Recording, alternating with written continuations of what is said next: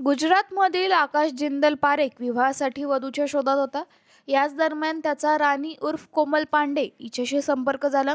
तिने नम्रता मालवीयाची बहीण असल्याचे सांगितले. त्यानंतर आकाशची नम्रताशी भेट घडवून आणण्यात आली असून लग्नाच्या खर्चाच्या नावाखाली 70,000 रुपये घेतले. त्याच्याकडून सोन्या चांदीचे दागिने घेण्यात आले. सीताबर्डी येथील मंदिरात लग्नाची तयारी सुरू होती. त्यावेळी एका व्यक्तीने नम्रता ही स्वतःची पत्नी असल्याचा दावा केला. फसवणूक झाल्याचे लक्षात येताच आकाशने पोलिसांकडे तक्रार केली.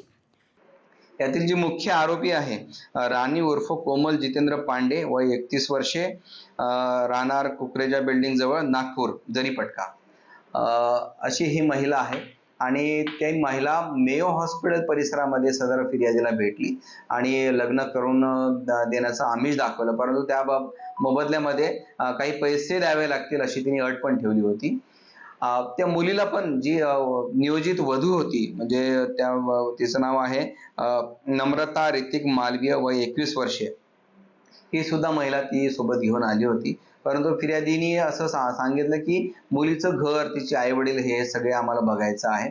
त्यावरून सदर दोन्ही महिला आरोपी सदर फिर्यादीला कोराडी येथे घेऊन गेल्या होत्या. कोराडी येथे एका घरी त्यांनी मुली दाखवण्याचा कार्यक्रम केला.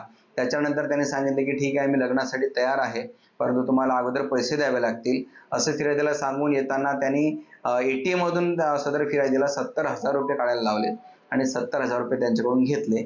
आणि नंतर त्यांना सांगितले की बर्डीमध्ये एक विवाह संस्था आहे, तिथे आपण जाऊयात आणि तिथे लग्न लावूयात. आणि तिथे सुद्धा पोहोचल्यानंतर ते टाळाटाळ करायला लागले. तेवढ्यात सदर जी नियोजित वधू होती, म्हणजे ज्यापूर्वी अटक झालेली नम्रता ऋतिक मालवीय, तिचा नवरा अचानक तिथे आला आणि तो त्या फिर्यादीला म्हणायला लागला की माझी पत्नी तू परत लग्न कसं काय करतोयस, असं करून वादविवाद घातला.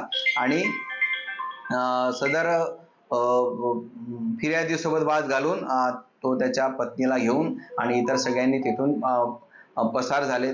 तेव्हा फिर्यादीकडून त्यांनी सोन्याचे दागिने सुद्धा घेतले होते. फिर्यादीला नंतर फसवणूक झाल्याचं लक्षात आल्यानंतर फिर्यादी पोलीस स्टेशन तहसील येथे आले होते. या तपासादरम्यान राणी उर्फ कोमल पांडे हिचा यापूर्वी अशाच प्रकारांच्या फसवणुकीच्या गुन्ह्यात सहभाग असल्याचे समोर आले. या प्रकरणातील इतर आरोपींचा शोध सुरू असून पोलिसांकडून पुढील तपास सुरू आहे. न्यूज डेस्क, आपलं नाशिक.